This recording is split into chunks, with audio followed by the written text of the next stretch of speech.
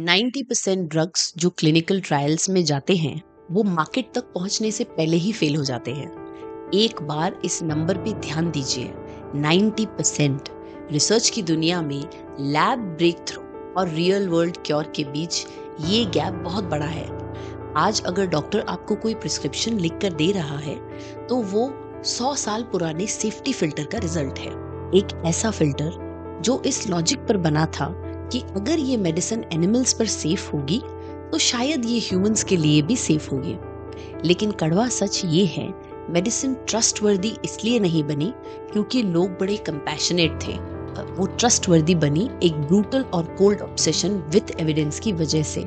Life science students को हमेशा what सिखाया जाता है कि एनिमल टेस्टिंग क्या है, लेकिन उन्हें व्हाई नहीं बताया जाता।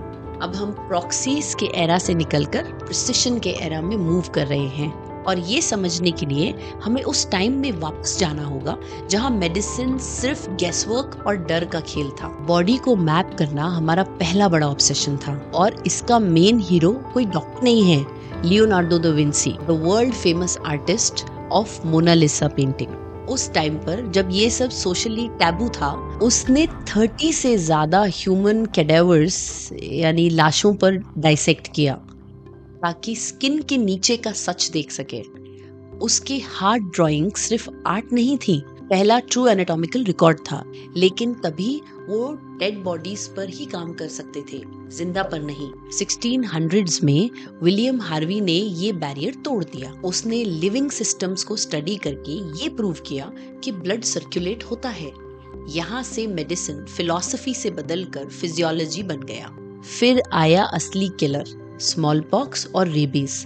एडवर्ड जेनर ने काउपॉक्स वायरस को एक लिवन प्रॉक्सी की तरह यूज करके लाखों लाइफ्स बचाई। यही से वर्ड आया वैक्सीन। 1885 में लुईस पास्चर ने एक बच्चे की जान बचाई रेबीज वैक्सीन से, जिसे रैबिट्स और डॉग्स पर परफेक्ट किया गया था। यही से एक साइंटिफिक सीक्वेंस सेट हो गया। पहले एक लिविंग मॉडल पर प्रूव करो, उसके बाद ही किसी ह्यूमन को टच करना एक्सपेरिमेंट के लिए।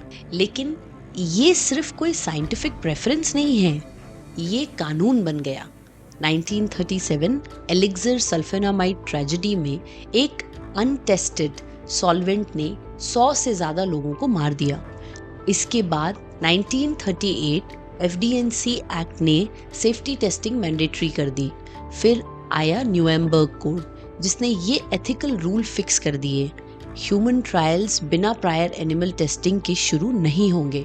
एनिमल टेस्टिंग हमारी सिविलाइजेशन का लीगल गार्ड रेल बन गया। लेकिन फिर एनिमल टेस्टिंग लैब से निकल के आपके बाथरूम कैबिनेट तक पहुंच गई। हर सुबह जब आप शैम्पू या मॉइस्चराइजर यूज करते हो, आप अज्यूम करते हो कि ये सेफ है, पर बहुत सालों से ये सेफ्टी ड्रेस टेस्ट से चेक होती थी, जहां केमिकल्स को कॉन्शियस रैबिट्स की आंखों में डाला जाता था इरिटेंट चेक करने के लिए। क्यों? क्योंकि इंडस्ट्री लायबिलिटी से डरती थी। रेगुलेटर्स को सेटिस्फाई करने के लिए रैबिट ही एकमात्र प्रूफ था। पर 90s 80s में दुनिया ने बैकफायर कर दिया। क्रूएल्टी फ्री मूवमेंट शुरू हो गया। हेनरी स्पायरा जैसे एक्टिविस्ट ने रेवलॉन जैसे बड़े ब्रांड्स को चैलेंज किया। इस प्रेशर ने इंडस्ट्री को थर्ड वे ढूंढने पर मजबूर किया। सिर्फ एथिक्स के लिए नहीं, बल्कि इस साइंटिफिक सच की वजह से रैबिट्स आर नॉट ह्यूमंस। एक ड्रग जो एक डॉग के लिए सेफ है, वो इंसान के लिए जहर हो सकती है।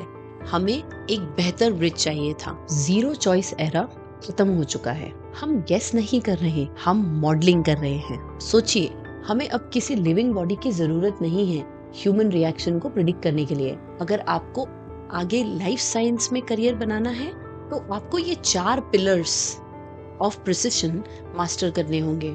Human cell models. हम रैट से शुरू करने के बजाय डायरेक्टली ह्यूमन सेल्स यूज करते हैं। हाई थ्रूपुट स्क्रीनिंग से हम 10,000 कंपाउंड्स एक साथ टेस्ट कर सकते हैं। फास्ट, एफिशिएंट और डे 1 से ह्यूमन टॉक्सिसिटी का सच निकल जाएगा। ऑर्गेनॉइड्स। हम स्टेम सेल से 3D मिनी लिवर्स या मिनी गट्स ग्रो कर सकते हैं। हम फाइनली ड्रग्स को ह्यूमन आर्किटेक्चर पर टेस्ट कर रहे हैं। ना ही किसी और स्पीशीज पर। ऑर्गन ऑन चिप, ये टेक्नोलॉजी एक बायोलॉजिकल फ्लाइट सिम्युलेटर है। एक माइक्रोचिप पर हम लाइव देख सकते हैं कि लंग ऑन चिप एक नए अस्थमा ड्रग पर कैसे रिएक्ट करता है। एआई वो पैटर्न्स पकड़ रहा है जो ह्यूमन रिसर्चर्स ने डेकेड्स तक मिस किए हैं। अब तो रेगुलेटर्स ने भी इस शिफ्ट को रिकॉग्नाइज किया है। एफडीए मॉडर्नाइजेशन एक्ट 2.0 एक लैंडमार्क है जो साफ कहता है एनिमल टेस्टिंग अब ह्यूमन ट्रायल्स तक पहुंचाने का अकेला रास्ता नहीं है। तो इसका मतलब क्या है? एनिमल टेस्टिंग 100 साल तक मेडिसिन की बैकबोन रहा है। हमारे लाइफ स्पेन उसी सिस्टम की देन है, लेकिन पुराने तरीके अब आज की स्पीड और एक्यूरेसी के साथ नहीं दे सकते। हम सैक्रिफाइसिंग लाइफ से मूव करके इंटेलिजेंस यूज कर रहे हैं ह्यूमन लाइफ प्रोटेक्ट करने के लिए। अगर आप एक लाइफ साइंस ग्रेजुएट हो तो सिर्फ सैंपल्स हैंडल करने वाली जॉब मत ढूंढिए, ट्रांसलेशनल आर्किटेक्चर बनिए। वो इंसान जिसे एआई, ऑर्गेनॉइड्स और ह्यूमन मॉडल्स यूज करके लैब और लाइफ के बीच का गैप भरना आता हो। क्लिनी लॉन्च में हम ये एडवांस्ड रिसर्च मॉडल्स अपने करिकुलम में इंटीग्रेट करते हैं। हम सिर्फ हिस्ट्री नहीं पढ़ाते, हम आपको फ्यूचर ऑफ वर्क के लिए तैयार कर रहे हैं।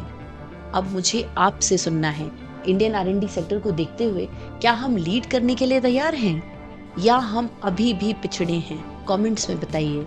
Let's start the conversation. Thank you for watching this video. Visit us today www.clinilaunchresearch.in